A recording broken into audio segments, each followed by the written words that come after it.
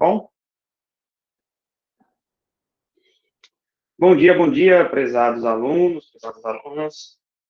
Estamos aqui em mais um encontro e hoje nós vamos tratar sobre a embriologia, ou seja, como se dá a formação do embrião, tá? Então, dentro da nossa aula de hoje, nós trataremos sobre como surge e como se desenvolve o embrião, beleza? Não o feto, porque às vezes nós confundimos, né? Então, embriologia trata sobre a formação do embrião. Lembro a todos que em alguns cursos, a veterinária e outros, podem ter disciplinas similares a essas aplicadas ao respectivo curso. Então, vocês terão alguns momentos à frente específicos para cada curso. Mas na medicina veterinária isso é mais nítido. E essa fala foi um pedido, inclusive, da professora Luciana, que informa que vocês terão outras disciplinas para aprimorar o conhecimento nesta área. Beleza? Então vamos lá. Hoje nós vamos conversar sobre embriologia. E quando a gente fala sobre embriologia, a gente tem que lembrar como é que ele se forma, né? Então, primeira coisa, o embrião ele vai ser formado a partir dos gametas. Então, o gameta masculino surge a partir de um fenômeno denominado de espermatogênese. A espermatogênese acontece no testículo, e onde existem células que vão dar origem ao espermatozoide, chamadas de espermatogônias. As espermatogônias ainda têm 46 cromossomos, tá? Incluindo o cromossomo sexual XY, no caso do homem, né? Essas espermatogônias vão passar pelo processo meiótico, ou seja, vão sofrer meiose. E como vocês devem lembrar, a meiose é uma divisão celular que origina células haploides. O que significa isso? Origina células com a metade do número de cromossomos da célula diploide. Então, se a célula diploide tem 46 cromossomos, a célula haploide tem 23. Então, ao final de uma meiose, de uma espermatogônia, ela vai ser capaz de dar origem a 4 células, no caso aqui são as espermátides, né? Que tem cada uma delas, 23 cromossomos, tá? Incluindo o cromossomo sexual. Algumas células herdaram cromossomo sexual X. Outras células herdaram o cromossomo sexual Y. E depois que as espermátides surgem, elas sofrem um amadurecimento, né, no epidídimo, que é uma região que eu vou até mostrar a vocês aqui, epidídimo, essa regiãozinha aqui do testículo, que está acima do testículo, né? E essa maturação, ela vai dar origem ao que nós chamamos de espermatozoides. Então, quer dizer que uma espermatogônia pode dar origem a 4 espermatozoides diferentes entre si, porque é importante você lembrar que durante o processo meiótico ocorre o que nós chamamos de crossing over. E aí há uma mistura do material genético e essa mistura permite que haja uma formação de materiais genéticos diferentes e, consequentemente, espermatozoides diferentes. Então, a cada vez que ocorre formação de espermatozoides, ocorre formação de espermatozoides diferentes. E isso é um dos motivos pelos quais, cada vez que surge um ser humano, esse ser humano ele é único, né? Ele tem uma composição genética diferente, graças a este fenômeno, né, que nós falamos agora, o crossing over. Ok. Na mulher, ela também gera sua célula gamética, né? Seu gameta, que é o óvulo. O óvulo, ele começa a ser sintetizado lá no ovário.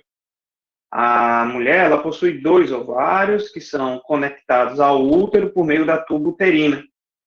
Então, o ovário, ele fica nas extremidades, né? E este ovário, ele possui células que vão dar origem aos óvulos. E essas células que vão dar origem aos óvulos são células já pré-produzidas desde a sua geração. Então, uma mulher, quando ela surge, quando ela possui material reprodutivo, desde sempre ela já tem essa quantidade delimitada.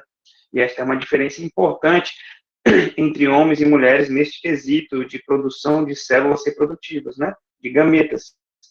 As mulheres têm essa capacidade de produção limitada e os homens têm uma capacidade de produção mais abrangente, menos limitada. Não digo ilimitada porque realmente existe um período em que há uma redução da produção, tá? Mas, de modo geral, a mulher tem, de fato, a produção limitada. Então, ela nasce com a quantidade de células que vão se tornar óvulos limitadas. Outra coisa é que o nome que se dá a esta célula que vai dar origem ao óvulo, no comecinho do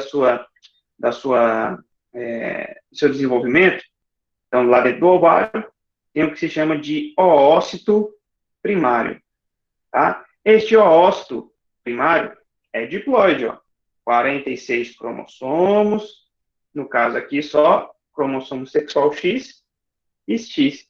Então, fica a informação de que a mulher tem cromossomos sexuais iguais e o homem tem cromossomos sexuais diferentes. No final das contas, quem vai determinar de fato o sexo do embrião, do feto, da criança, é o homem, né? Que ele tem essa diferenciação. Então, a Juliana pergunta aqui, por isso da idade para engravidar, porque o óvulo fica velho, são vários os fatores que levam a mulher com mais idade a não conseguir mais gerar o embrião e ter filhos. Um dos motivos é porque realmente essas células elas ficam 40 anos, 45 anos disponíveis e elas ficam inviáveis ao longo do tempo, tá? Outra questão importante é que o padrão de produção dos hormônios sexuais na mulher muda ao longo do tempo. E essas coisas estão interrelacionadas. Bom, iremos falar sobre isso daqui a pouco. Então, este oócito está aqui dentro. Ó, o oócito é uma estrutura. O oócito é uma estrutura importante que está aqui, ó, dentro dessa estrutura chamada de folículo. Então, essa estrutura aqui, ó, é o folículo. E aqui dentro está a célula que vai se tornar o óvulo. O óvulo não é isso aqui tudo. Beleza? Show. Uma vez que você compreendeu isso, vamos continuar a nossa explicação. Durante o crescimento do folículo, então, a cada mês, um folículo desse vai se desenvolver, tá? E o óvulo está aqui dentro. O óvulo primário continua no seu padrão diploide. Então, o folículo está em crescimento. Na medida em que ele vai sofrendo os estímulos hormonais, folículo estimulante, o hormônio, né? O óvulo primário vai se expandindo, e aí nós temos o folículo já maduro, né? O óvulo está aqui, já realizou a sua divisão celular, sua meiose, do mesmo modo, com crossing over. A diferença aqui é porque um óvulo primário lá, ele não dá origem a 4 células viáveis, né, como na espermatogênese. Na oogênese, ou ovulogênese, nós temos uma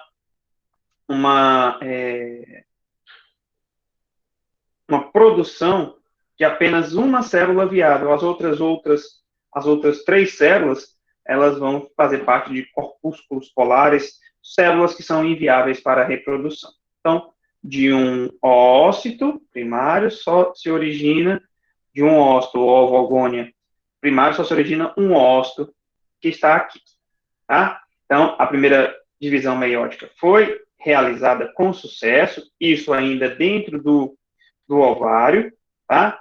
E a segunda divisão meiótica, ela acontece na tuba uterina, à medida em que ela é fecundada, esse óvulo é fecundado, e o encerramento da divisão meiótica ocorre na tuba uterina, ou seja, o óvulo da mulher que é fecundado ainda não encerrou a meiose, ainda está por encerrar, tá? A Juliana pergunta aqui, professor, nos animais é do mesmo jeito? Depende de qual animal você está falando, né? Então, tem animais no quesito envelhecer o ovário é bem parecido dos mamíferos, mas em alguns animais a fêmea, né, ela é capaz de produzir mais ovócitos por ciclo, né? Por isso que muitas vezes você vê o cachorro dando origem a 3, 4 cachorros, né? Então, isso é mais comum. É possível na mulher também, mas não é comum na espécie humana. Tá bom? Então, essa segunda divisão meiótica, ela é completada na medida que o óvulo é fecundado. Então, falamos aí um pouquinho da origem do espermatozoide e do óvulo. E aqui nós temos um processo de ovulação, né? O que é a ovulação, pessoal? A ovulação é a saída do folículo do ovário para a tuba uterina. Então, o folículo que está aqui no ovário, ele sai do ovário e atinge a tuba uterina. Isso nós denominamos de ovulação. Então, perceba que o folículo, ele meio que se rompe, se funde com a membrana do ovário. Este folículo rompido, o líquido folicular, ele se comunica com a tuba uterina, mais especificamente com essa parte da tuba uterina chamada de infundíbulo da tuba. E aí este conteúdo que está dentro do folículo, no caso aqui o ócito secundário, ele vai ser deslocado para dentro da tuba uterina. Tá? O conteúdo que sai de dentro do folículo se direciona para a tuba uterina e o folículo agora vazio muda de nome e se chama de corpo lúteo. Corpo lúteo. Então, que fique claro para todos que durante a ovulação, o óvulo imaturo se desloca para dentro da tuba uterina e o conteúdo folicular fica vazio e este conteúdo folicular continua dentro do ovário e ele é muito importante porque ele vai ser um grande produtor de progesterona. E a gente vai entender já já a importância da progesterona. De antemão, já falo que o endométrio, lá no útero, não tem uma camada de células, de estrutura com vasos sanguíneos, que vai ajudar no desenvolvimento do embrião, caso haja fecundação, e que quando não há fecundação, esse conteúdo do endométrio, ele é expulso, e isso nós denominamos de menstruação. Pois é, quem ajuda na manutenção desse endométrio durante esse período de ovulação, em que o corpo se prepara e cria as condições para a reprodução, quem ajuda na manutenção desse endométrio é a progesterona. E essa progesterona é produzida aí pelo corpo lúteo. Ok, então, está aí o processo de ovulação. Bem, e aí é importante folículo maduro nessa etapa, tá? É chamado, a Juliana pergunta, professor, antes de ser chamado corpo lúteo, como ele é chamado? É folículo, tá? Alguns livros, inclusive, chamam de corpo amarelo, ao invés de corpo lúteo, né? Mas, de modo geral, é corpo lúteo. Bem, nesta imagem, eu gostaria que vocês dedicassem mais atenção, porque aqui eu vou falar um pouquinho da fisiologia do ciclo menstrual, né? Vou falar um pouquinho da fisiologia da produção das células reprodutivas na mulher. Então, e lembre-se, eu vou falar de uma mulher que tem o ciclo menstrual em homeostase. O que significa isso? Significa que eu estou dizendo que é a mulher que tem o ciclo menstrual regular. Tá bom? Vamos lá. Então, o que nós temos aqui? A pergunta que vocês podem desenvolver é a seguinte: qual é o estímulo para que uma mulher inicie a sua produção de gametas, né? Então, existe uma região lá no sistema nervoso central, que é aqui dentro do crânio, né? Tem várias regiões. Uma das regiões é o hipotálamo. Vocês vão ouvir falar muito de hipotálamo. O hipotálamo, ele tem várias funções. E uma das funções é produzir hormônios, tá? Este hipotálamo está conectado a outra glândula também no sistema nervoso, chamada de hipófise. A hipófise, por sua vez, quando sofre ação do hormônio hipotalâmico chamado hormônio liberador de gonadotrofina, esse hormônio liberador de gonadotrofina atinge a hipófise. E esta hipófise, por sua vez, ajuda a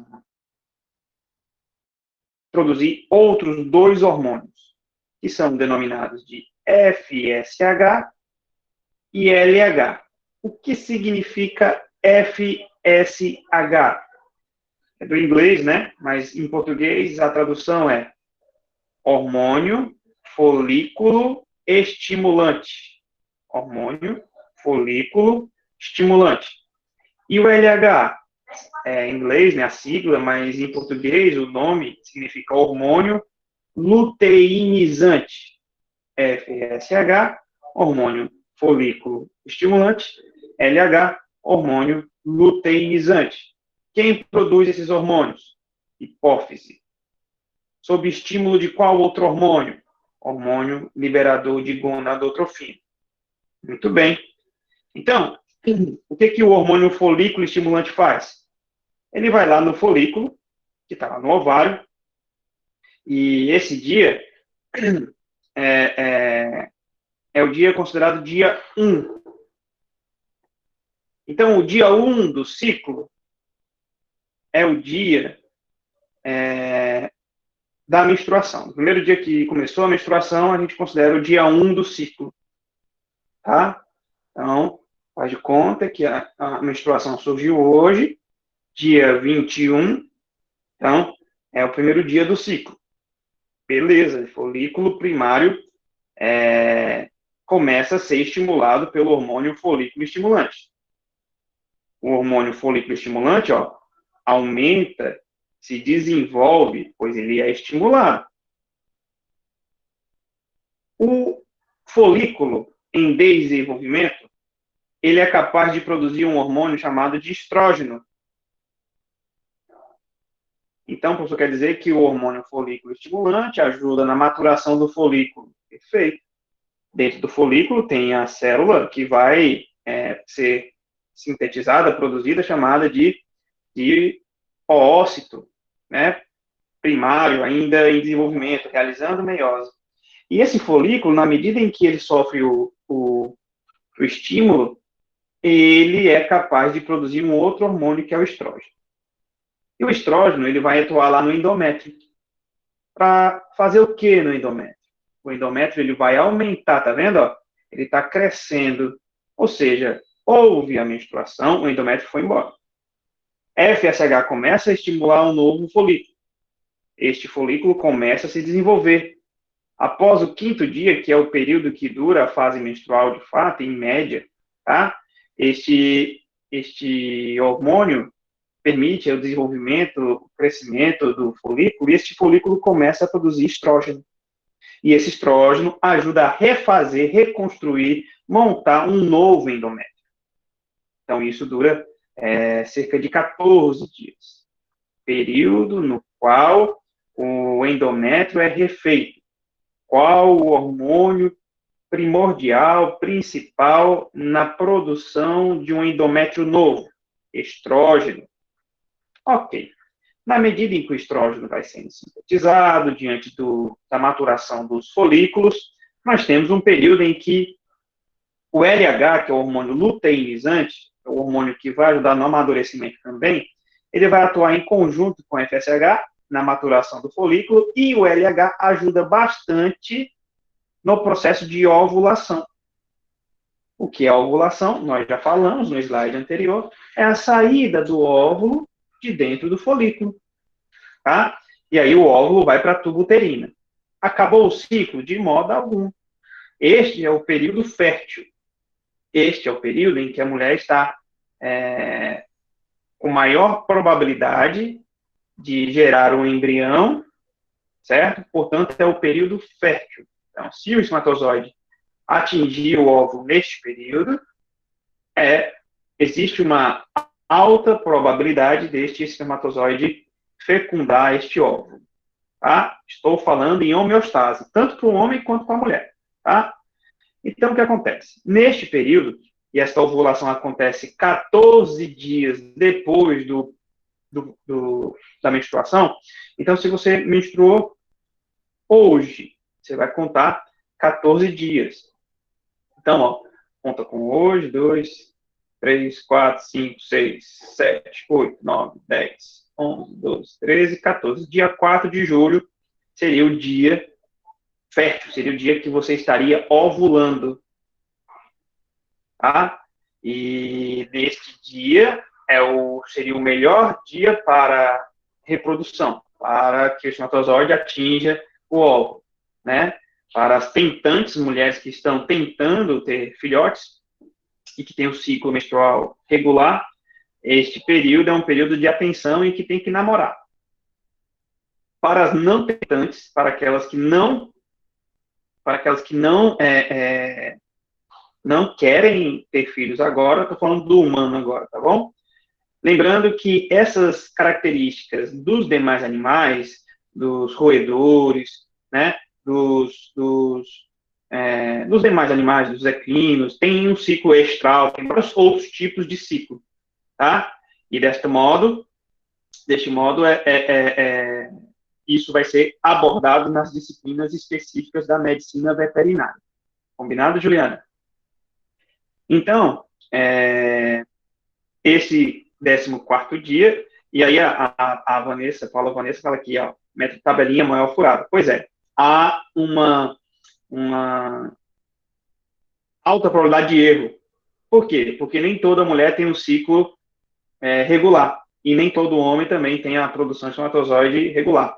Então, aqui eu estou falando da fisiologia, não estou induzindo nem estimulando vocês a fazerem isso, de modo algum, tá? Estou falando na prática, tentando mostrar mais para a realidade como ocorre, beleza? Então, o que acontece? Então, neste período, o 14º dia depois da menstruação, é o dia que você tem alta probabilidade de estar ovulando, portanto, para as tentantes, ideal para namorar. Para que não querem tentar, para quem quer evitar, é um período que a atividade sexual deve ser limitada, tá? Bem, sabe-se que o espermatozoide, ele consegue sobreviver no ambiente uterino 24, 48 horas, tá? E o óvulo também. De toda sorte que, se namorar 2 dias antes da ovulação, é possível que haja fecundação. Se namorar 2 dias depois da ovulação, também é possível que haja fecundação. Então, no método tabelinha, né, a abstinência, né, para quem quer evitar, ou o período de maior tentativas, deve se concentrar nesta semana. Tá? Então, essa é a fase em que o endométrio está ideal, em que o óvulo está disponível, né? E veja que neste local, o folículo, né? Ele expulsou o óvulo, o ovócito ainda imaturo, mas ele continua lá no ovário. E isso dá origem ao corpo lúteo. E o corpo lúteo é um grande produtor de progesterona e que ajuda a manter aqui o endométrio. E estrógeno também. Na medida em que não ocorre fecundação, e isso acontece na maioria das vezes, o corpo lúteo, ele atrofia, ele se degenera, né? Ele é denominado até de corpo albicans, né? O corpo branco, também chamado. E este corpo lúteo em degeneração, na medida em que ele degenera, o endométrio não consegue ser mantido. Aí, por isso que aqui temos a fase isquêmica, é a fase em que o fluxo sanguíneo nessa região diminui. E quando temos uma redução do fluxo sanguíneo do endométrio, o que acontece com o endométrio? Ele vai se embora. E aí nós temos a fase menstrual. Tá bom? E aí um novo ciclo se inicia. Ok? Então, aqui nós temos algumas informações que eu considero importantes. A importância do LH, a importância do FSH, a importância do estrógeno, a importância da progesterona. Então, a intenção é que ao final desse nosso encontro aqui, você tenha noção do papel de cada um desses hormônios. No próximo slide, a gente consegue ter uma revisão dessa nossa conversa. Tá bom? Então, vamos lá. Eu vou perguntar aqui e você vai respondendo aí no chat. Combinado? Então, vamos lá. Primeira pergunta. Qual o papel do hormônio folículo estimulante? FSH. Qual o papel do FSH?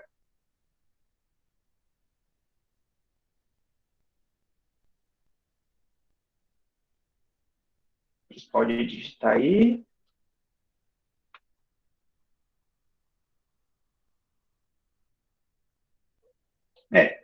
Parece que ou há um delay, FSH está envolvido com a menstruação. Será, pessoal? A Daiane já coloca, estimular o crescimento de quê? A Micaela, estimular o período fértil? Todos os hormônios estão envolvidos com fertilidade, de fato, mas especificamente o FSH. A Daiane estimula o crescimento de quê, Daiane? Ele atua na ovulação. E também no amadurecimento dos folículos. Perfeito, Islânia, perfeito. Isso, Paula, folículo. Foi só erro de digitação, tá? Então, é isso mesmo. O FSH estimula o folículo estimulante, no próprio nome já está dizendo, né? Então, de fato, é isso. Então, onde está esse folículo? Em que parte do corpo da mulher está esse folículo?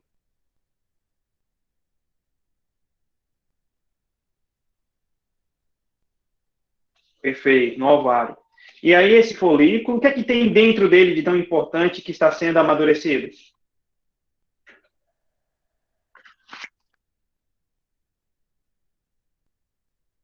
Isso. Não é nem o óvulo. Quando a gente fala óvulo, a gente pode até usar assim como expressão mais fácil da nossa fala, da linguagem, né? Mas o óvulo é quando ele está madurando, já está perfeito, entendeu? Só que a gente chama de ovócito. Isso, Paula Vanessa, é a maneira mais adequada mesmo. Tá? Então, existe um ovócito imaturo, né? E esse ovócito, ele, quando está maduro, quantos cromossomos tem no interior dele? Quantos filamentos de DNA tem no interior dele quando ele está maduro? Não, Micaele. Não, Letícia. Sim, Juliana. 23. 23 cromossomos. Então, é isso que caracteriza um gameta, né? Porque a espécie humana, o corpo da gente, a pele, os órgãos, exceto os gametas, todas as nossas células têm 46 cromossomos. Então, o homem no gameta produz uma célula com 23, a mulher produz outra célula com 23, e na hora da fecundação, os dois se juntam e cada um contribui com 23 filamentos de DNA, dando origem a 46 filamentos de DNA. Então, dentro dos folículos, tem os ovócitos, exato, Islane.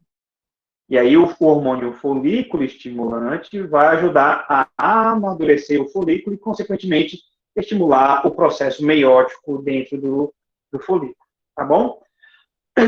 Ok. Então, o folículo estimulante, se a gente for olhar o gráfico que está na tela, no período menstrual, ó, ele tem uma aumentadazinha, tá vendo? Ok, o LH está baixinho. Então, o FSH tem um aumento e ele vai estimular justamente esse período de maturação dos folículos. Ok. Chega um momento em que há um pico do FSH e há um pico do LH. Tá?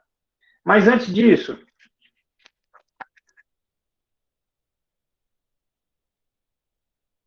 Paula, eu vou ministrar aula prática sim, viu? Daqui a pouco, tá bom? Então, 10h20 eu termino aqui e já desço. Eu estou aqui na Unifametro já, tá bom? Então, veja só. O folículo amadureceu, tá? E qual hormônio que o folículo é capaz de produzir durante o seu amadurecimento?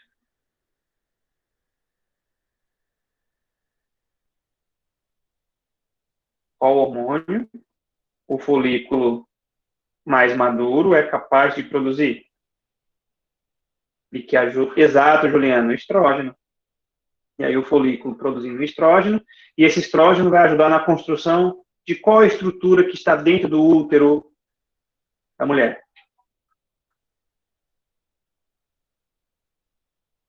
Endométrio. Então, o estrógeno é fundamental para o endométrio. Show de bola. Então, vocês estão entendendo a sequência dos eventos, né? Primeiro o FSH, estimula o folículo, aí o folículo mais maduro ajuda na produção do estrógeno, aí o estrógeno ajuda na produção do endométrio. Chega um ponto que há um pico de produção do FSH e do LH. E quando ocorre esse pico do LH, pico do FSH, pico do estrógeno, bem próximo também, nós temos que perceber que ocorre a ovulação nesse pico. A gente vê aí o fenômeno da ovulação acontecendo. Show de bola. E aí o endométrio já está bem mais desenvolvido, não está totalmente maduro, mas está bem desenvolvido e a ovulação acontece. Depois que acontece a ovulação, ocorre um aumento da produção do que aqui, ó? Progesterona. Quem é que produz essa progesterona? Ciente, Bruno. Quem é que produz essa progesterona? Corpo lúteo. Aí esse corpo lúteo produz a progesterona. E qual é o papel da progesterona no corpo da mulher? Na parte reprodutiva?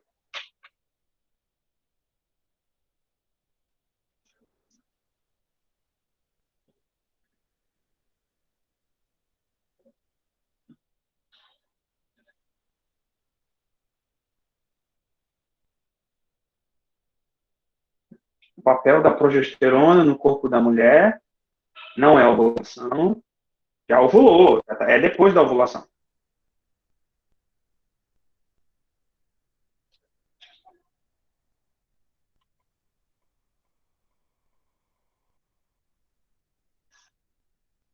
Também não é fecundação. Vou falar a palavra-chave: manutenção.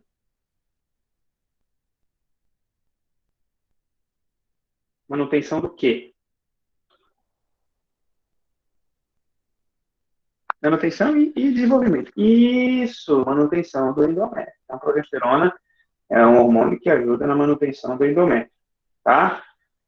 Não, Paula Vanessa, ele não ajuda a descamar. A carência de progesterona ajuda a descamar. Bom? Vou já falar do anticoncepcional, tá?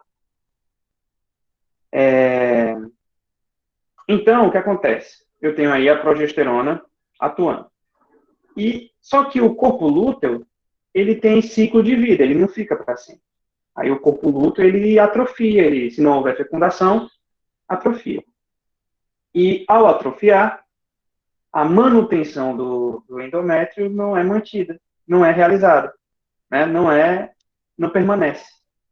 E ao não permanecer, o corpo lúteo, o endométrio também não permanece, temos a menstruação.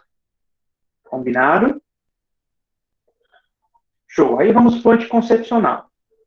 O anticoncepcional, ele atua simulando um período fértil, praticamente. Então, são anticoncepcionais ricos em progesterona e estrógeno. Então, se a progesterona está alta e o estrógeno está alto, não vai ter, principalmente de progesterona, né? Olha aqui, esse período aqui, ó. Eu tenho estrógeno e progesterona mais alto, tá vendo? Então, os anticoncepcionais contêm esses hormônios.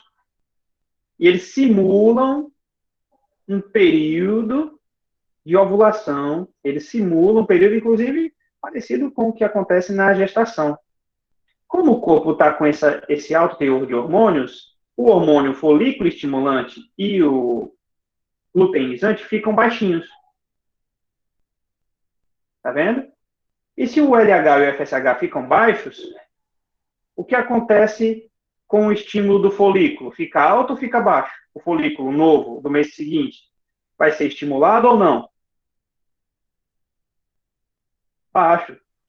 Não vai ser estimulado. E se o folículo não vai ser estimulado, não tem novo óvulo sintetizado, entende? Novo óvulo produzido, novo óvulo maduro produzido. Tá bom? Então é isso que o anticoncepcional faz.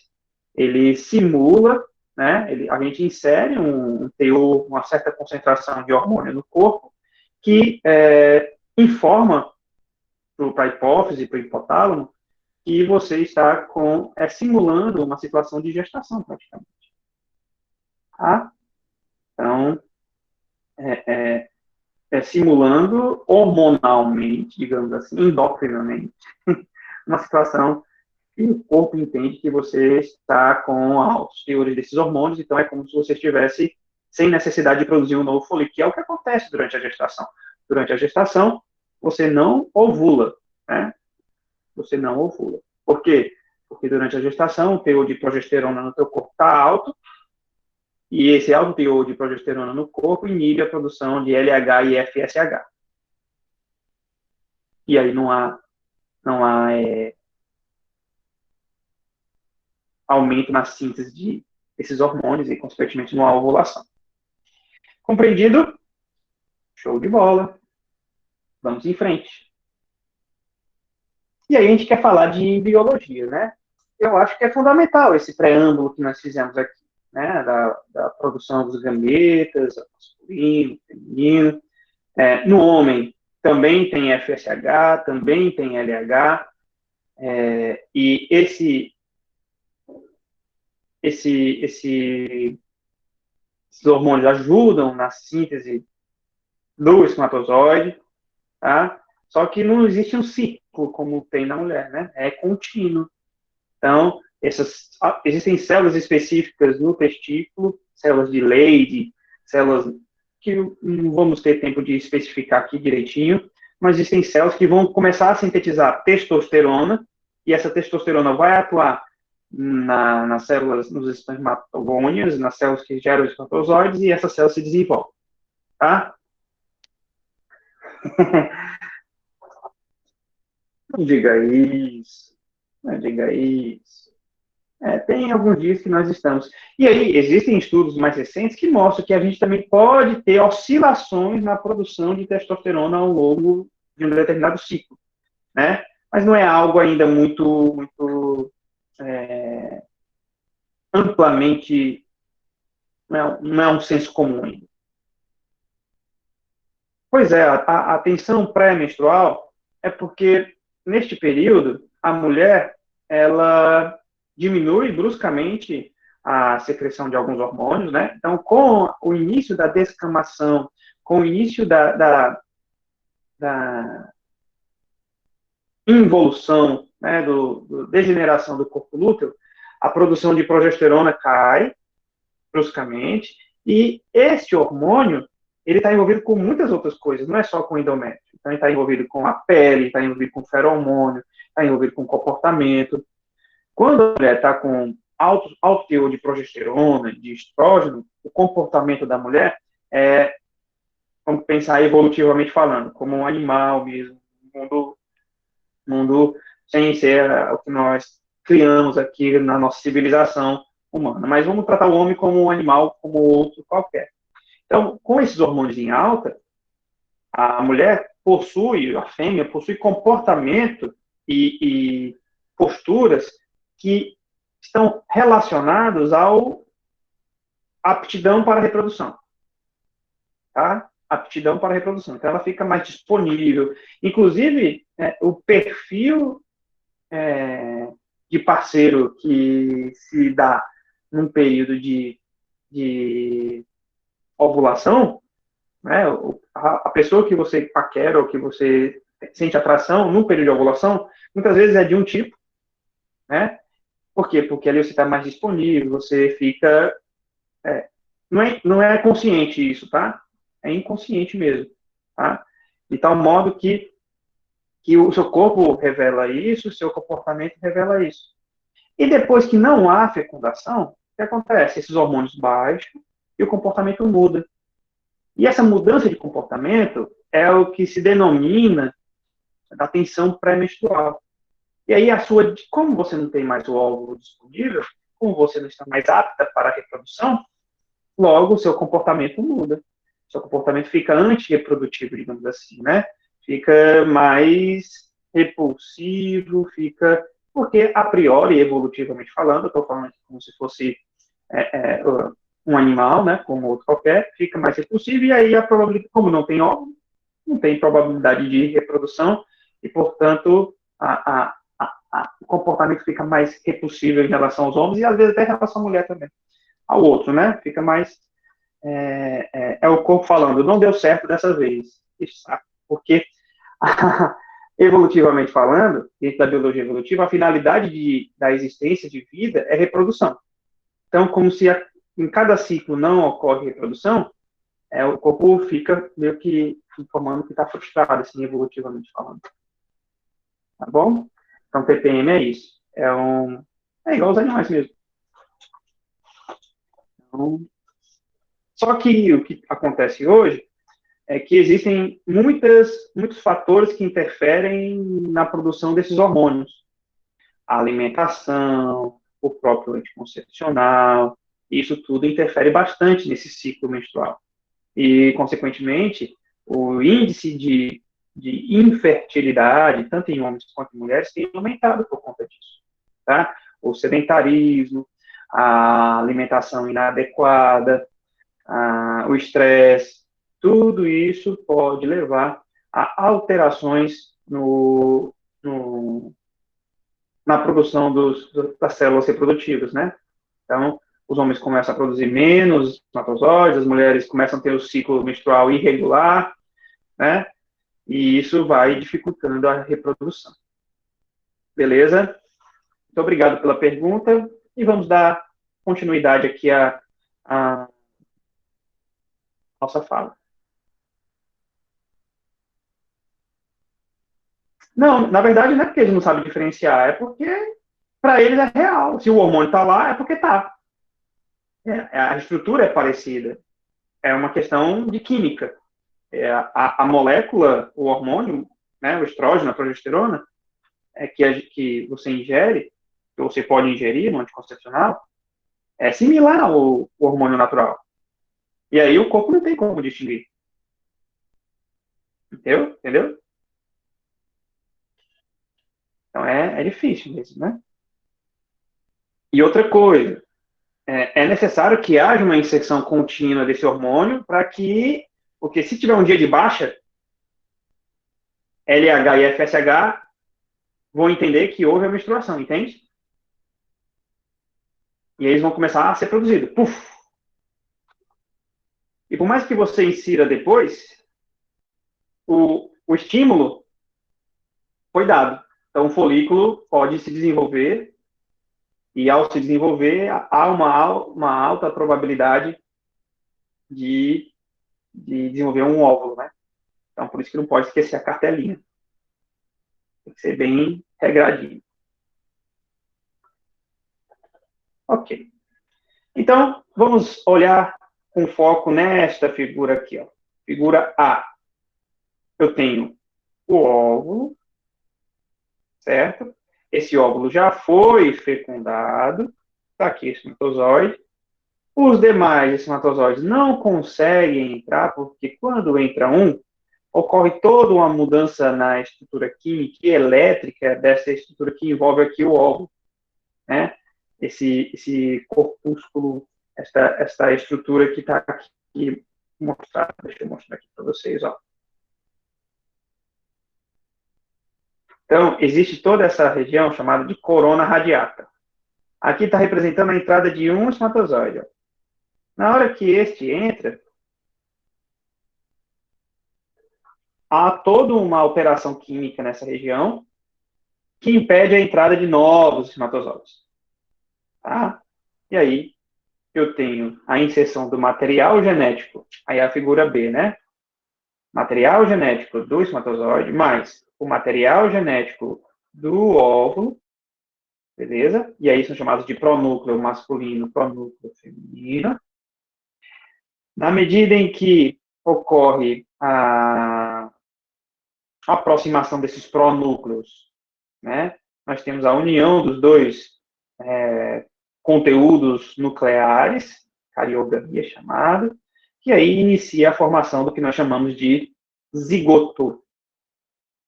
Lembrando que este núcleo tem a carioteca, este núcleo tem carioteca. Durante esse processo de cariogamia, que chama, né, a ruptura das membranas pronucleares ocorre e a mistura do material genético da nossa mãe, né, quando a gente surgiu, e do nosso pai, ocorre. E aí tem a formação do zigoto. Tá? Então, isso é importante de ser compreendido e estamos começando a falar de embriologia. E esta primeira etapa, que acontece na primeira semana, né? E a Juliana, esse fuso de clivagem é uma fase da intéfase. Essa preparação para a primeira divisão celular é uma fase da intéfase, só que você percebe que carioteca já não existe mais, né? Que os cromossomos estão sendo separados ali na região da placa metafásica, então já é prófase. Clivagem é um nome utilizado para sinônimo de mitose, só que clivagem é denominado para a formação do embrião. Tá bom? Então, as primeiras divisões celulares do zigoto são denominadas de clivagens. Beleza? Nessa fase D, que pode ocorrer uma gestação gemelar. Isso mesmo, Paula Vanessa. Pode ser que dois espermatozoides consigam adentrar, ou um espermatozoide adentre o pronúcleo, o óvulo, e durante esse processo que eu estou falando agora aqui, né, essas primeiras divisões celulares, formem dois zigotos. Então, isso tem muita relação com genética, com hereditariedade. Então, se na sua família existem muitos casos de gravidez gemelar, gestação gemelar, é provável, você tem uma alta probabilidade de ter também uma gestação gemelar. Tá bom? Então, aqui nessa fase, nessa figura A, nós temos o estágio em que já houve primeira divisão celular, a primeira clivagem dando origem a duas células. Essas células que compõem esta estrutura agora são chamadas de blastômeros. E esta camada que envolve os blastômeros, né, são chamados de zona pelúcida. Eu falei para vocês que uma mitose que vai gerar o óvulo dá origem só a uma célula viável, né? E que dá origem a outras 3 células que não são viáveis, mas que estão representadas aqui. Quando eu mostro aqui esse corpúsculo, ou corpo polar, é uma estrutura que é originada dessa meiose da ovogônio. Beleza. Aí essas células realizaram uma segunda divisão celular, agora o estágio com 4 células, né? É um zigoto ainda com 4 células. Depois, essas 4 células dão origem a 8 células, e ainda com zona pelúcida. E, por fim, nós temos um estágio em que temos 16 a 32 células, onde aí nós vamos mudar de nome, não é mais zigoto, vai ser chamado de mórula. Mórula. certo? Então, a mórula é essa estrutura aí, com 16 a 32 células. E aí, essa mórula, na medida em que ela vai se desenvolvendo, estou falando já da primeira semana da embriologia, né? Do desenvolvimento embrionário, tá? Então, nessa situação que ocorre na tuba uterina, a fecundação, e essa informação é importante, ela acontece na tuba uterina, né? Na tuba uterina, não acontece no útero. Então, o espermatozoide ele vai até a tuba uterina, onde o óvulo está lá, imaturo, né? Ocorre a fecundação, essas primeiras divisões, até a formação do que a gente chama de blastocisto. Isso é a primeira semana. A primeira semana são poucos, entre aspas, né, eventos, em comparação à terceira semana, à quarta semana que a gente vai falar. Então, aqui nós temos aquela mórula, ela tem toda uma estrutura e um líquido que o envolve, um líquido uterino, começa a permear, entrar nessa mórula e começa a surgir uma divisão de posicionamento das células na mórula. Ficam algumas células mais num polo, esse grupo celular aqui, e tem um grupo celular que envolve a estrutura. Isso aqui é um corte transversal, né? Tridimensionalmente seria mais ou menos isso. Ó. Então, eu tenho uma massa celular e percebo que ao cortar ao meio, existe uma cavidade e existe algumas células num polo e não tenho essa massa celular no outro lado. Então, no desenvolvimento embrionário, a mórula rapidamente vai se desenvolver em blastocisto, né? E esse blastocisto tem uma camada de células aqui, que é chamada de embrioblasto, e tem uma camada de célula que envolve a estrutura como um todo, tipo uma capa protetora, chamada de trofoblasto. Então, são os primeiros dois nomes novos que a gente revela aqui de maneira mais enfática.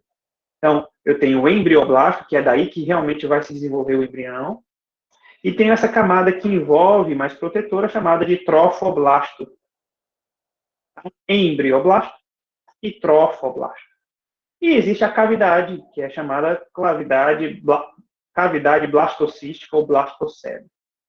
Tá bom? Então, isso tudo acontece aqui na primeira semana. Vou mostrar até uma imagem que deixa isso um pouco mais claro. Então, aqui está demonstrada a tuba uterina, existe aqui a formação do óvulo e a fecundação. Depois de aproximadamente 30 horas, nós já temos a primeira divisão celular, a primeira clivagem. Depois de 3 dias, nós já temos a estrutura de mórula. E depois de 5 dias, nós já temos o blastocisto. E em cerca de uma semana, esse blastocisto já encostou no útero. E perceba que durante esses dias, o embrião, né, o zigoto e depois o embrião, foi se deslocando em direção ao útero. Em algumas situações, há defeitos, há alterações que fogem ao padrão da homeostase, onde esse embrião ele permanece na tuba uterina, né? E esta permanência do embrião na tuba uterina vai fazer com que haja o que se chama de gravidez ectópica, né? Uma gravidez, alguns chamam de tubária, né? E que muitas vezes não se desenvolve. Tá? Muitas vezes não se desenvolve. Por que não se desenvolve? Porque nesta região não existe o aporte sanguíneo adequado, não existe a capacidade nutricional adequada e isso impede o desenvolvimento do embrião. Bom? Beleza. E aqui eu queria deixar bem claro que o blastocisto ele encostou no endométrio. E é perigoso pra caramba, exatamente. Muito perigoso. A Paula Vanessa fala aqui. E aqui ele encosta no endométrio. E ao encostar no endométrio, esse blastocisto não está garantido ainda o seu desenvolvimento. Para que se garanta o desenvolvimento do blastocisto, é fundamental que esse blastocisto entre no útero, entre no endométrio. Ele vai cavar praticamente o endométrio para entrar nas camadas mais internas. Então, o desenvolvimento do embrião não se dá na superfície do endométrio, e sim dentro do endométrio, nas camadas mais internas do endométrio. Beleza? E isso já é característica da segunda semana. O saco gestacional a gente vai falar daqui a pouco, viu, Juliana? Um minutinho só. Então, aqui só para mostrar esse processo. Então, esse no texto, né, a gente falando aqui, clivagem do zigoto acontece na tuba uterina até atingir o útero. Essas clivagens são divisões celulares, mitose, e consistem em mitoses sucessivas, porém sem aumento de volume, levando praticamente um dia para cada divisão celular. Tendo-se inicialmente um embrião de 2 células, no primeiro dia, após a fertilização de 4 células, no segundo dia 12 células, no terceiro dia 16 células e assim por diante. As células que surgem destas primeiras fecundações são chamadas de blastômeros, como a gente já falou, e não se dividem todos ao mesmo tempo, sendo frequente, portanto, o número ímpar de células no embrião. E no estágio de 8 células, formam-se as junções gap, são junções abertas, né, que permitem comunicação entre uma célula e outra. Junções de adesão, que permite união, né, entre os blastômeros, e junções oclusivas, tornando esse zigoto, né, ainda polarizado. E aí a gente começa a perceber que existe a parte que tem lá o embrioblasto e a parte que não tem. Então, onde tem o embrioblasto é um polo, e onde não tem o embrioblasto é o outro polo. Né? Então, a superfície apical das células fica voltada para o exterior e a superfície basal para o interior do embrião. Cria, portanto, a polaridade interna e externa, já que os blastômeros da superfície e aqueles internos recebem estímulos diferentes que vão dar origem a linhagens de células diferentes também.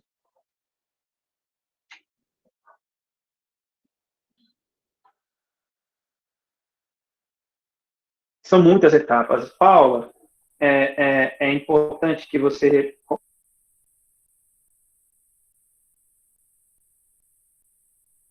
conheça que os fenômenos celulares que estão envolvidos neste processo são enormes, é multifatorial mesmo, e que ao reconhecer o processo de formação do embrião e do feto, a gente começa a perceber que a vida, de fato, é um milagre, assim, em termos de, se eu fosse calcular a probabilidade de todos esses fatores acontecerem nessa sequência, existia mais fatores. Então, realmente, dar origem a uma vida, né, é um fenômeno complexo, improvável, diante de tantos eventos moleculares que nós já conhecemos. E existem alguns ainda que a gente desconhece. Tá? Então, é importante essa sua fala para revelar a complexidade do processo de formação do embrião e da gestação como um todo. Tá? Então, o embrião de 16 células é muito parecido com uma mora. Né? Então, por isso que a nomenclatura é mórula. Já no embrião com 32 células, deixa de ser mórula, passa a ser chamado de blastocisto. Né? Os blastômeros começam a secretar os fluidos para o espaço dentro do embrião. Esse líquido tende a se concentrar numa cavidade, dando origem à blastocele. E esse embrião, com esta quantidade de células, passa a ser chamado de blastocisto. Então, está aqui uma figura que mostra um óvulo sem fecundação, o zigoto fecundado, dando origem a 2 células, 4 células, 8 células, e aqui é o estágio de mórula. E realmente é parecido, né? Eu não sei se vocês conhecem uma amora, mas é parecido mesmo. Aí depois que o blastocisto surge, né? Começa a secretar um líquido para a cavidade interna e começa a dar origem a estruturas. Isso aqui é mais para frente, né? Nós vamos verificar depois. Então, já falamos que o blastocisto tem a camada superficial, trofoblasto, né? E desse trofoblasto vai surgir placenta, e o grupo interno de células, que é chamado de embrioblasto, ou massa celular interna, que vai dar origem ao embrião propriamente dito, e alguns anexos embrionários, dentre eles o saco gestacional, viu, Juliana? Então, essa massa celular interna é separada da blastocélio por células que se estendem do trofoblasto. Então, aqui a representação mais esquemática, didática do blastocisto, né? Então, nós temos aqui trofoblasto, massa celular interna também chamada de embrioblasto. E ainda temos a zona pelúcida, que é originada ainda do óvulo lá, maturo. E aqui eu tenho a figura mais próxima da realidade, né? Vou botar aqui a seta num canto. Que região é essa que o mouse está colocado? A gente vai dar a essa região.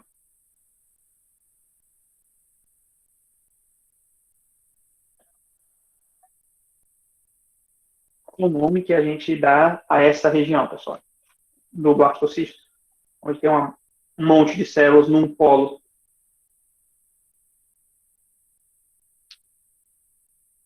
É o... Não, a outra.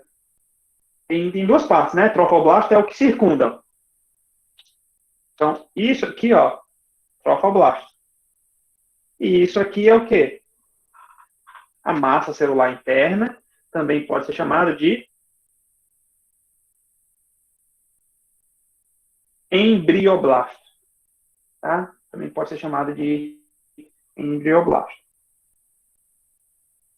Tá? Só desligar aqui, ó. Só botar a temperatura mais alta aqui, que estou com frio.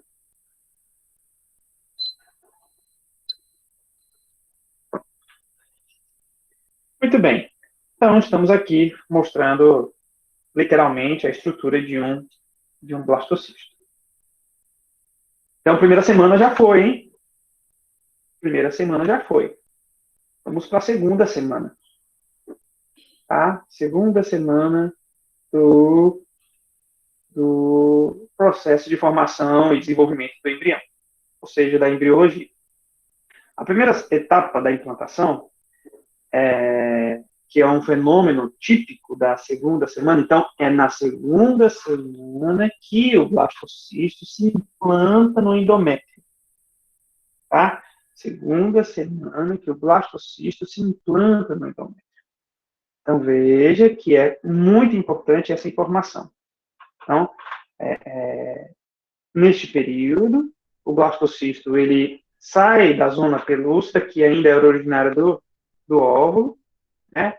E começam a secretar algumas enzimas que vão digerir isso.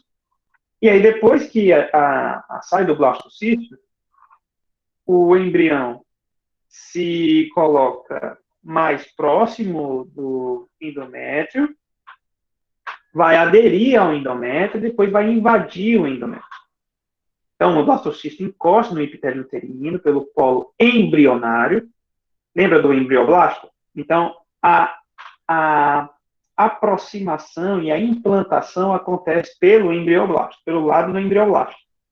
E a partir dessa região do trofoblasto, ocorre uma fusão das células trofoblásticas e começa a surgir uma massa celular para dentro do endométrio. Tem uma figura aí que revela isso mais nitidamente. Aqui, ó. Então, ó, aqui é o endométrio, aqui é o blastocisto, o embrioblasto, e roxinho aqui é o trofoblasto, né? Aí o que acontece? Na medida em que o embrioblasto encosta no endométrio e começa a realizar algumas divisões celulares, esta região do trofoblasto começa a proliferar muito rapidamente, né? Começa a formar uma massa celular que é como se não tivesse divisão entre uma célula e outra, né? Ao microscópio não dá para visualizar. E aí temos o sincício trofoblasto, que é uma camada de células já dentro do endométrio. E aí o trofoblasto se divide em duas partes, né? esta aqui que estamos falando, cincício trofoblasto, e o trofoblasto propriamente dito. Só que esse trofoblasto não vai ser chamado mais de trofoblasto, vai ser chamado de citotrofoblasto. Então, resumindo, o trofoblasto, na medida em que o blastocisto se aproxima do endométrio, vai ter uma subdivisão, onde uma parte dele, que está conectada ao endométrio, vai proliferar, dando origem ao cincício trofoblasto, e a parte dele que ainda não está encostada no endométrio vai se chamar citotrofoblasto. Tá? Isso acontece lá pelo 7º dia, 8º dia. Então, isso é importante. Aqui, eu mostro essa figura para revelar esta saída do blastocisto da essa camada, né, importante, né, do óvulo, que vai permitir que agora sim o embrião possa se conectar diretamente ao endométrio. Então, aqui, nesse texto, eu resumo um pouco aquilo que eu falei na imagem, né? Então, as células mais internas, que permanecem uninucleadas, continuam, só que com outro nome, chamado de citotrofoblasto. A aposição e a adesão são promovidas pela interdigitação dos microvírus do trofoblasto, ou seja, prolongamento do trofoblasto, e aí vai ser chamado de sincício trofoblasto, né? Na invasão, o sincício trofoblasto penetra o endométrio, com suas projeções e tudo mais, e libera enzimas, que vão degradar a matriz extracelular desse tecido. E em roedores, foi observado que o trofoblasto produz espécies reativas de oxigênio, ou seja, radicais livres.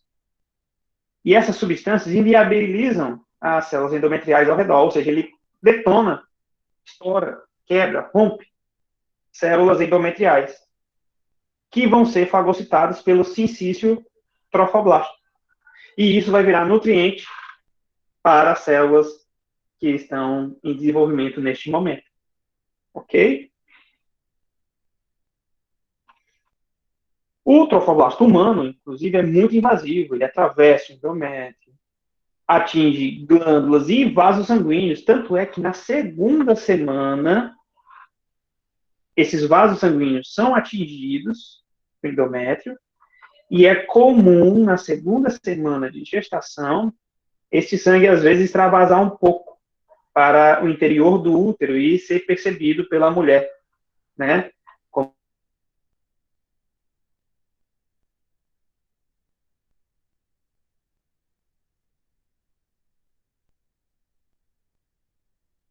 Na verdade, é porque ou travou. Tá me ouvindo ainda, pessoal? A Nayara. Isso, a Fernanda Dina. Ótimo. Então, muitas mulheres na segunda semana, né, têm o sangramento, e esse sangramento vai fazer com que haja uma percepção pela mulher de que houve uma menstruação. Mas não é menstruação, é um indício de que o embrião está se conectando. Beleza? Show. Que bom que voltou. Então, é muito mais invasivo, alcança os vasos sanguíneos e alcança o terço interno do miométrio, que é ali próximo à camada do músculo liso uterino. Este sangue materno extravasa para dentro de lacunas que estão produzidas pelo cincício trofoblasto, e este sangue acaba ajudando na nutrição do embrião, né? O endométrio ainda está na fase secretora e o embrião acaba por utilizar substâncias importantes como o glicogênio, entre outros. E neste momento começa a haver uma nutrição materno-embrionária, né? Ou seja, a mãe já está ajudando a nutrição do embrião. Não é placenta ainda, mas é uma relação já de nutrição. Tá? Então, existe historicamente essa relação da mãe com seu descendente em relação à alimentação, à nutrição, né? Ok? Então, isso é importante. E como eu já falei, a fagocitose também ajuda as células embrionárias, assim, síntio trofoblastas, a nutrir o embrião como um todo. Essa nutrição inicial é por difusão, tá? Do ambiente mais concentrado para o ambiente menos concentrado. Então, já falamos dessa imagem. E os principais eventos estão resumidos aqui. E eu vou inserir mais um, tá? Mais um. Então, no período que acontece na segunda semana, eu tenho a formação do sincício trofoblasto e do citotrofoblasto. E isso já está compreendido.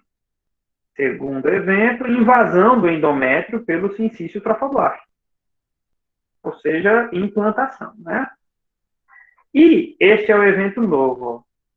Sabe aquela região chamada de embrioblasto?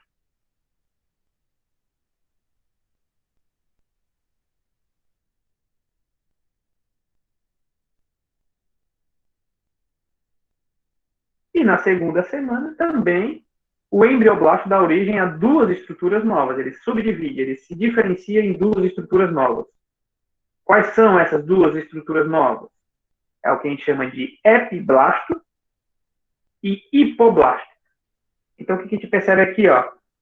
Isso tudo era o embrioblasto. E esse embrioblasto sofreu subdivisões.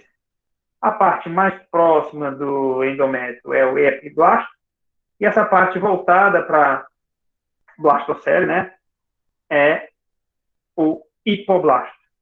Então, podemos dizer que nessa segunda semana já surgiu o embrião bilaminar.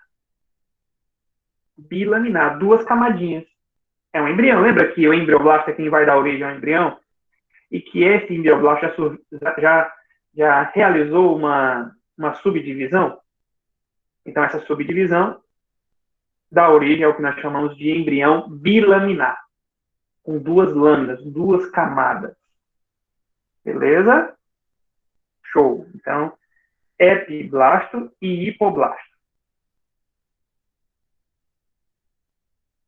E aí existe um fenômeno que acontece nessa época, né, que o sincício trofoblasto e o citotrofoblasto, eles secretam o famoso hormônio da gonadotrofina coriônica. Já ouviu falar? O HCG, que no teste de farmácia se detecta o beta-HCG, que é um fragmento desse hormônio. Pois é. Então, o HCG, ele funciona para manter a atividade do corpo lúteo. Como a gente falou agora há pouco, o corpo lúteo é quem ajuda a manter o endométrio. E o endométrio, no caso aqui, o embrião que se insere no endométrio, ele vai ajudar a manter o corpo lúteo. Então, existe uma retroalimentação entre embrião e corpo lúteo inicialmente. Informo já a vocês que o corpo lúteo ele realmente se degenera, mas na formação do embrião surge a placenta, e a placenta assume a produção da progesterona no lugar do corpo lúteo, tá bom? É um spoiler que eu estou dando. Então, esse hormônio contribui para a implantação e para a diferenciação do trofoblasto em sincício e citotrofoblasto. Então, no fim da segunda semana de gestação, os níveis desse hormônio são suficientes para o teste de gravidez ser considerado positivo. Tá? Então, deixa eu só conectar o computador aqui à energia, porque ele deu indício aqui que vai desconectar. Um minutinho só, por favor.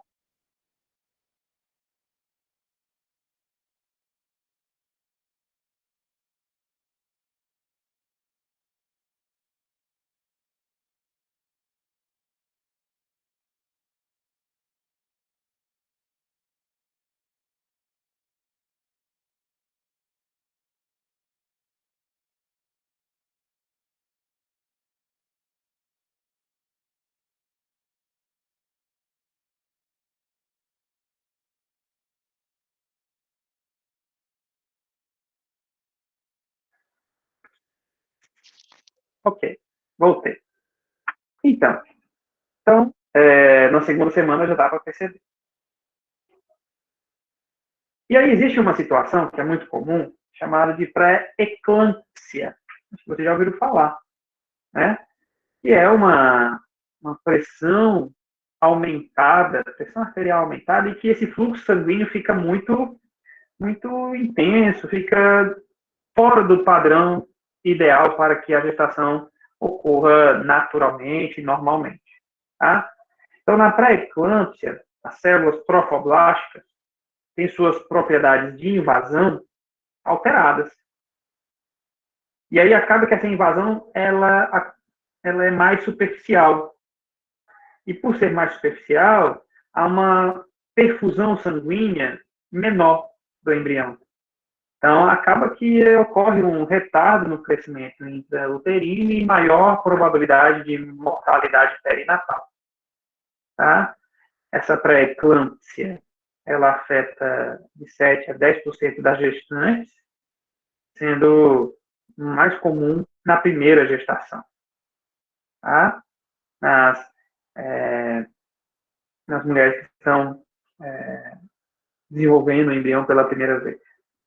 No final do segundo trimestre ou no terceiro trimestre, a gestante ela apresenta a pressão sanguínea aumentada, e isso pode, inclusive, gerar em disfunção renal, edemas e sintomas que servem de alerta para essa condição também. Então, essa pré-eclâmpsia ela é importante tanto na implantação quanto no desenvolvimento mais para frente do feto.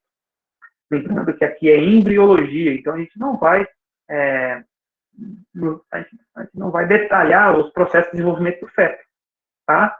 É do embrião. Aqui é uma maneira de revelar os valores da hormônio gonadotropina coriônica, da segmento beta, e mostrar que, dependendo da concentração desse hormônio detectado, dá para ter um indício do tempo de gestação. Beleza? Então, tá aqui. 1-2 semanas de 50 a 100 microunidades internacionais por ml e vai dobrando, ó. Aí vai dobrando, vai dobrando. E aí, da primeira à terceira semana, é o que se espera. Da primeira para a segunda semana, vai dobrando. Se não dobrar, é um indício ruim. Por quê? Porque é sinal de que talvez a implantação não esteja acontecendo adequadamente. Então, quer dizer que na primeira semana pode dar positivo, na segunda semana pode dar negativo? Sim. E nas primeiras gestações, como a gente já falou, e é importante que a gente tome cuidado, né? E aí eu estou falando do aspecto psicológico, social, na divulgação da gestação, né? Hoje, com o advento das redes sociais, a gente tende a divulgar bastante o que acontece com a vida da gente. E muitas vezes a gente tem um positivo desse, divulga, aí gera todo uma energia envolvendo essa situação, e às vezes na segunda semana você vai fazer o teste e não deu certo, né? Ou na terceira semana. De tal modo que é interessante, aí fica como sugestão, eu já passei por uma situação parecida, que a gente se preserve nesse início, porque esses primeiros 3 meses, pessoal, de gestação, são períodos bem importantes, assim, que tem eventos, talvez os mais importantes dentro do processo de desenvolvimento. Então, é um período que a gente tem que tomar mais cuidado, né? Depois que passou o terceiro mês, a gente pode respirar um pouco mais aliviado, porque é sinal de que as coisas estão caminhando bem. Mas os primeiros 3 meses são períodos de cuidado, né? De cuidado. Existem casais, colegas que até nem divulgam nos 3 primeiros meses, porque causa toda uma série de sentimentos, enfim, vocês sabem o que eu estou falando, né? Enfim, só uma recomendação para a gente não ficar divulgando se a gestação está acontecendo para os casais, né? Então, um comecinho assim, dá um tempo para tudo, os principais eventos serem realizados, tá bom? Mas fique à vontade, só uma sugestão. a alegria tem que ser compartilhada de fato. Então, nós temos aqui a implantação acontecendo, o endométrio sofre o que a gente chama de reação decidual, ou seja, o endométrio muda sua conformação, sua estrutura, e os fibroblastos do endométrio, são células que fazem parte do tecido conjuntivo, vão se diferenciar nas células deciduais. Essas células deciduais, elas tornam-se poliploides, ou seja, com um material genético maior, duplicado, e eles sintetizam muitas substâncias, né? E vão acumular muito glicogênio, lipídios, que vão ser consumidos pelo embrião. Esses fibroblastos, né, que se transformam em células deciduais, adquirem uma forma poligonal, poliédrica, e ficam sempre pertinho ali do embrião, circundando ele. Tá? E o epitélio do endométrio já está reconstituído no 12º dia, ou seja, já cobriu o embrião totalmente, ou seja, o embrião mergulhou de fato no endométrio, já está retinho, já cavou, já entrou, né? E lembrando que o embrião não se desenvolve na luz do útero, e sim dentro da sua parede. Beleza? Essa é uma informação que talvez muitos de vocês não soubesse, e eu acho que é uma informação super importante. Tá? E durante a gravidez, o endométrio passa a ser designado como decídua, que vem da palavra decíduos, que significa queda, de uma reconstituição, e essa é a camada do útero que irá descamar no parto, por isso que é a decídua. A sua localização desse endométrio, que envolve o embrião, pode ser subdividida de acordo com sua localização, né? A decídua basal, a gente vai mostrar a figura já, que está entre o embrião e o miométrio. A decídua capsular, que está entre o embrião e a luz do útero. E a decídua parietal. Então, imagine um embrião, uma bolinha, dentro do endométrio. Aí tem uma camada que fica mais para dentro do útero. Essa é a decídua basal. Tem a camada que está mais para fora do útero, está em cima do embrião, em direção à parte externa, à luz do útero. Essa é a decídua capsular.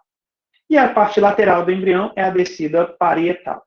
Então, é só para que a gente consiga compreender isso, tá? Que o endométrio, né, ele envolve o embrião e a parte mais basal, decídua basal, a parte mais para fora do útero, para a luz do útero, é a capsular e o restante parietal. Então, nesta figura, e eu quero que a gente tenha foco nesta figura aqui, tá? Nós temos as várias regiões e já começamos a perceber alguns desenvolvimentos, tá? Alguns anexos embrionários que vão surgir mais para frente, mas que já estão revelados. Aqui a intenção é mostrar a decídua, né? Decídua basal, DB.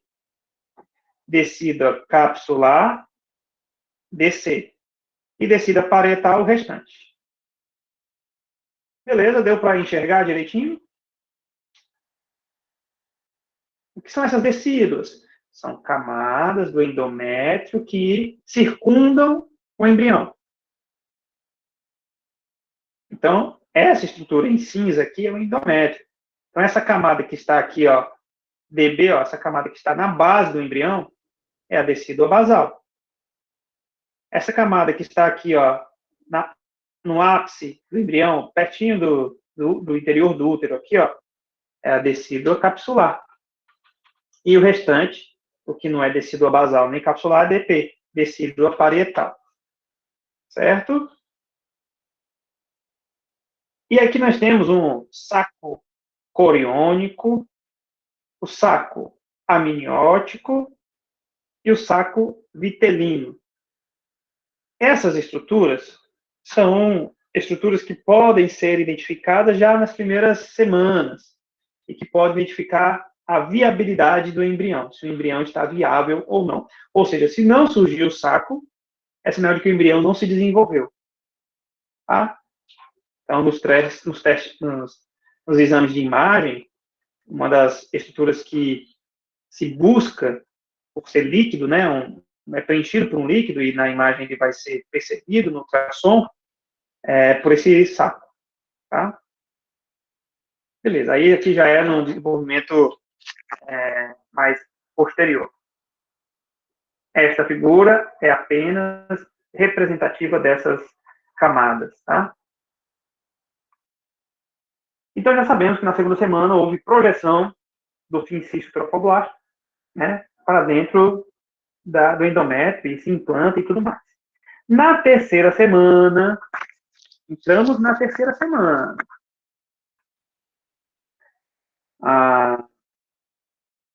Uma penetração mais intensa no endométrio, por uma camada que surge no exterior, que a gente vai falar já já, que é o mesoderma extraembrionário, uma camada de células que surge por fora, né, que é um tecido rico em matriz extracelular originado pelo embrião. E essas vilosidades que surgem, esses prolongamentos que surgem, né, na terceira semana, começam a dar origem a vasos sanguíneos nesse mesoderma, inclusive nas vilosidades. Essas vilosidades que já começam a possuir vasos sanguíneos são chamadas de vilosidades coriônicas, né, porque pertence ao córeo. E se refere ao conjunto sincício trofoblasto e embrião, e citrofoblasto. E a gente vai ver isso agora na imagem, acho que fica mais claro. Ó, aqui nessa figura A, nós temos o embrioblasto, o hipoblasto, bem no comecinho já passamos por isso. Revelo que aqui dentro do endométrio tem vaso sanguíneo, tem glândulas e tudo mais. Aí ele está começando a entrar, né, no interior do endométrio. E eu quero mostrar algumas estruturas que surgem, né? Você lembra do epiblasto e do hipoblasto? Beleza, né? Então, essas estruturas são importantes. Essa cavidade, que era a blastocele, começa a ser denominada de cavidade exocelômica ou exocelômica.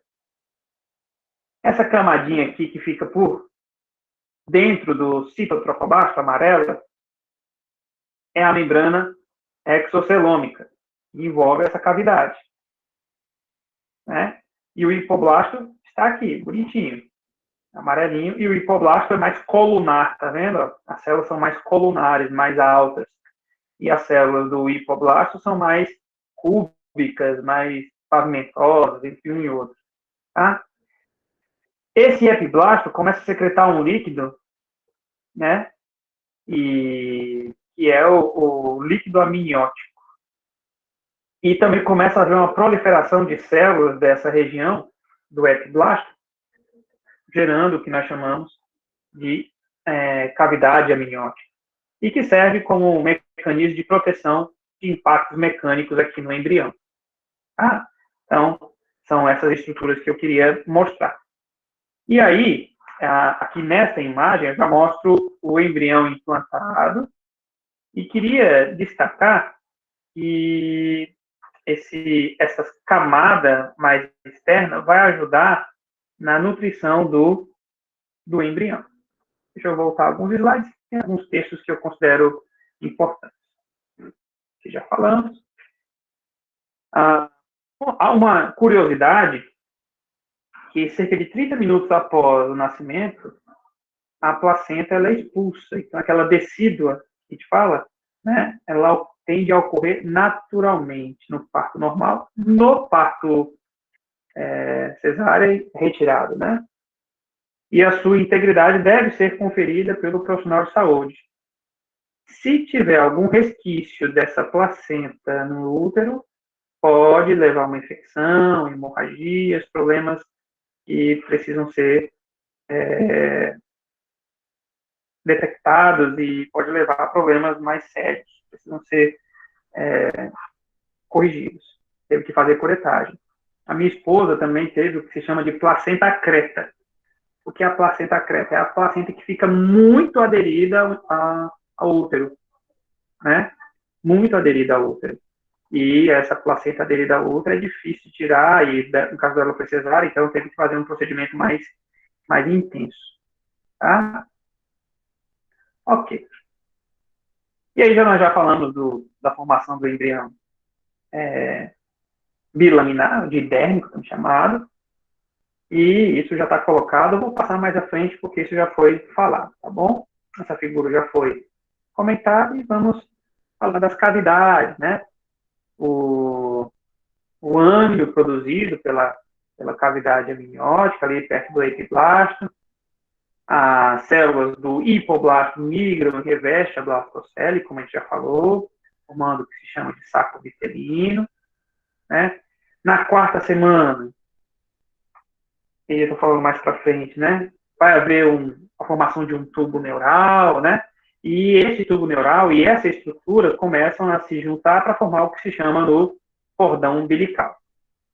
Tá? Isso no parto normal. A placenta sai naturalmente. Se não sair, é importante que se averigue se saiu tudo. E realmente o médico às vezes passa a mão por dentro do útero. Né? Ele vai fazer uma averiguação se tem algum resquício. Tá? Se não surgir não for realizada essa averiguação, pode restar resquício de placenta no útero, e isso pode gerar infecção. É como se fosse um tecido morto que continuasse dentro do útero, e isso causa todo um desequilíbrio, uma inflamação uterina, e não é legal. Então, já falamos sobre isso. A terceira semana, estamos quase aqui no finalzinho dessas primeiras 4 semanas, que são as mais importantes para a formação do embrião, né?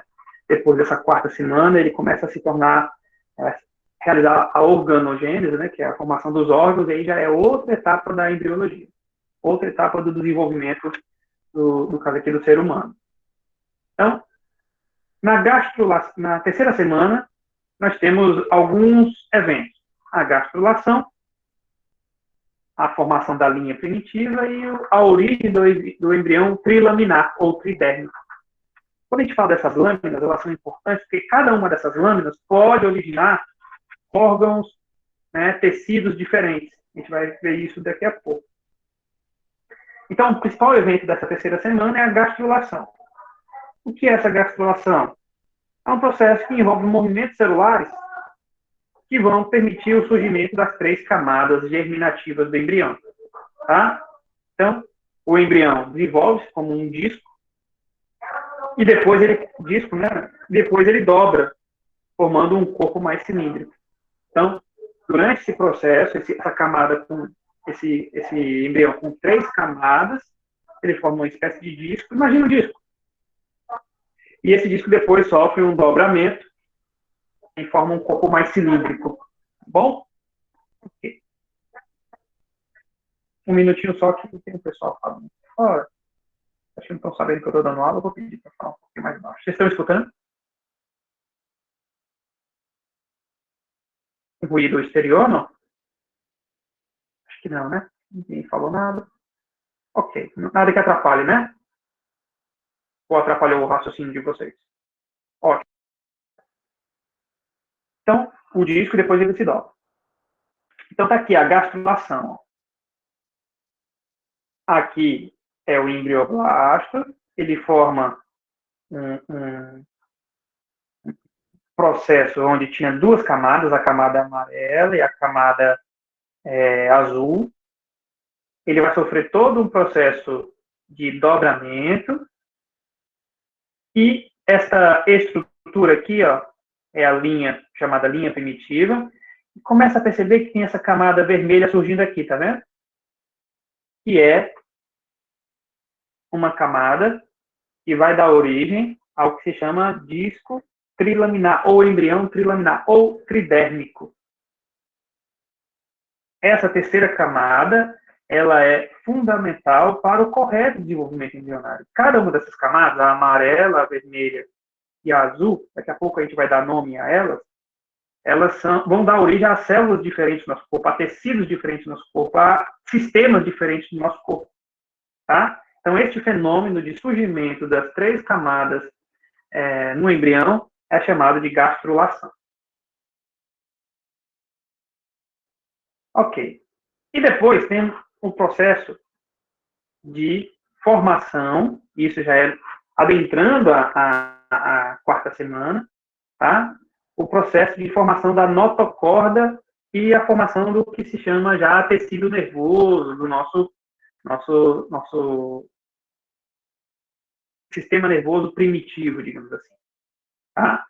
Então, existem células que ficam nessa região aqui, ó, a linha primitiva aqui, ó, células ficam nessa região, e essas células, elas migram ao nível do mesoderma. O mesoderma é essa camada do meio, né? Essa camada do meio, vermelhinha, que a gente viu agora há pouco, em sentido cranial, e aí a gente começa a perceber que na 3ª semana a gente começa a ter noção do que é a parte que vai dar origem ao crânio, à cabeça, e a parte caudal. Então, essa parte que surge aqui, ó, essa linha primitiva mais arredondada, é a parte que nós vamos chamar de polo craniano, polo que dá origem ao sistema nervoso central, e essa região mais abaixo é o polo caudal. Tá? Então, no polo craniano, no sentido cranial, forma uma massa compacta de células mesodérmicas chamada placa pré-cordal.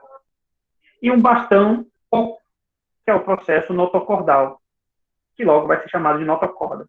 É como se estivesse iniciando a formação do crânio e da medula espinal, certo? Então, já na 3ª, 4ª semana, a gente começa a perceber isso. Tá? A presença da notocorda reuniu várias espécies em um mesmo filo, e a galera da veterinária vai destacar isso, o filo cordato, os cordados, beleza? Então, ela serve como eixo de sustentação do embrião, e alguns cordados inferiores, né, serve, mas vai servir também no adulto. Nos vertebrados superiores, o seu principal papel é o de induzir o desenvolvimento do sistema nervoso no ectodermo. Tá? Então, que fique claro que o início da formação do sistema nervoso se dá ali entre 3ª e 4ª semana. Tá? E na 4ª semana se efetiva, né? Que é a famosa neurulação. A neurulação acontece ali no fim da 4ª semana nos humanos, e acontece diante da formação do que se chama de placa neural, ou tubo neural, ou melhor, placa neural e tubo neural, dando origem ao que se chama de notocorda, e após essa fase ocorre o que nós denominamos de organogênese, que aí sim é a formação dos tecidos e órgãos do embrião. Tá? Então nós temos a primeira etapa, a 2ª, 3ª e 4ª etapa, que é a 1ª semana, 2ª semana, 3ª semana, 4ª semana. Primeiro mês, né?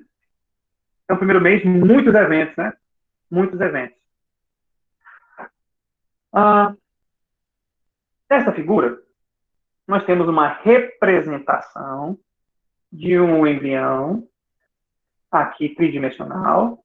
Eles realizaram um corte transversal, mostrando a região mais interna, a região mais externa, ectoderma, e interna, mesoderma. Então, o mesoderma originou aqui, ó, vermelho, ectoderma azul e endoderma amarelo. Tá? Então, no final das contas, o embrião ele vai ter essas 3 camadas importantes. Ectoderma mais externo, endoderma mais interno, e entre um e o outro nós temos o mesoderma. Aqui está mais destacado. Aqui em cima nós temos, derivado do ectoderma, o tubo neural, que vai dar origem à medula espinal, a medula onde passam os neurônios, os nervos, né, em direção tanto ao corpo quanto ao cérebro. E aí temos outras estruturas que vão permitir a sustentação do corpo como um todo. No final das contas, eu quero apresentar isso aqui, ó, que já dá uma imagem mais adequada, né? Então, eu tinha aqui o folheto trilaminar, com o ectoderma, mesoderma e o endoderma. Depois, essa parte mesoderma, ela proliferou, atingiu o embrião como um todo, e uma extremidade deu origem ao que se chama de blastóporo, que é a parte que vai dar origem à cavidade oral, né, do ser humano. E, consequentemente, ocorre todo um dobramento do embrião, e a notocorda surge aqui da onde? Do mesoderma, e o tubo neural surge da onde? Do ectoderma. Tá? E aí nós temos essa transformação importante. E dos folhetos embrionários, nós temos aqui algumas indicações importantes. Ectoderme, que é a camada mais externa, dá origem à epiderme, à pele, ao cérebro, aos nervos, ectoderme.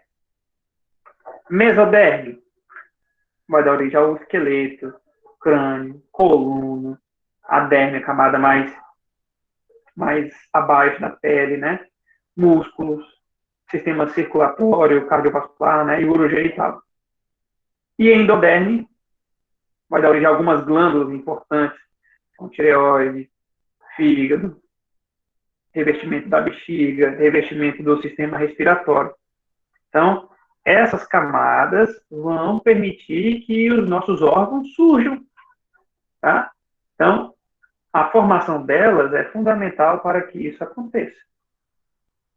No final das contas, temos aqui um resumo que é importante, que é o zigoto, ele vai se desenvolver dando origem à mórula, a mórula se desenvolve dando origem à blástula bilaminar, a blástula se desenvolve dando origem à gástula, que é o folheto trilaminar, e a gástula se desenvolve dando origem à neurula, onde inicia a formação do sistema nervoso, e a partir de então, diante da presença dos 3 folhetos, haverá a organogênese, que é a formação dos órgãos, que é o processo que acontece nas próximas semanas.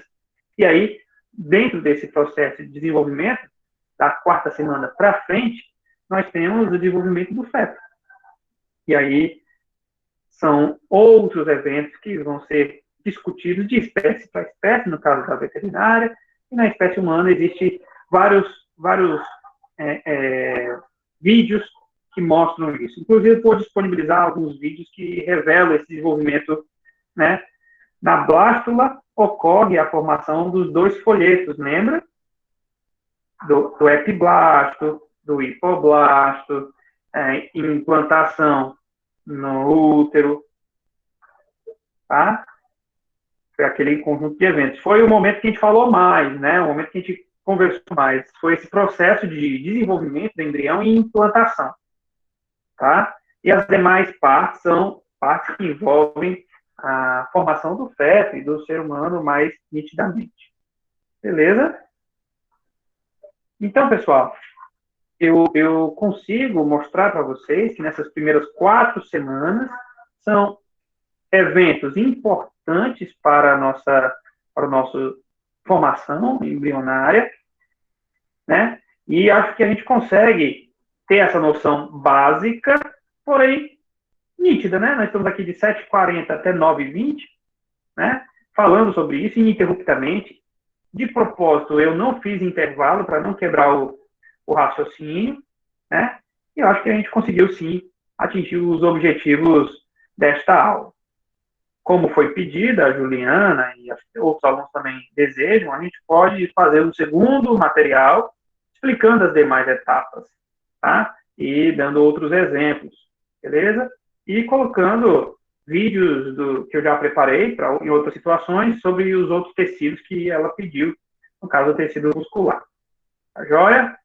E aí agora eu encerro nosso encontro aqui, vou ali para o laboratório para iniciar os preparativos para a nossa aula prática, tá bom? primeira turma lotada, segunda turma não lotou, mas quem puder vir, beleza, e quem não puder vir, entendo, compreendo perfeitamente. Professor, Pois não, Cibele. quem ainda não pôs o nome, ainda pode ir para a aula? Pode vir para a terceira turma, tá? Que é a turma que não está... Qual horário? Deixa eu dar uma olhadinha aqui. Não vai ter chamada hoje. Podem ficar tranquilos. Quem já encerrou aqui, pode se conectar. Agradeço a atenção, a presença de todo mundo e um grande abraço. Fiquem em paz. Aos aprovados, parabéns. Siga em frente. Semestre que vem a gente se encontra na fisiologia humana. Boas férias para vocês também. Tchau, tchau. Viu? Vou só olhar aqui o horário para a Cibele.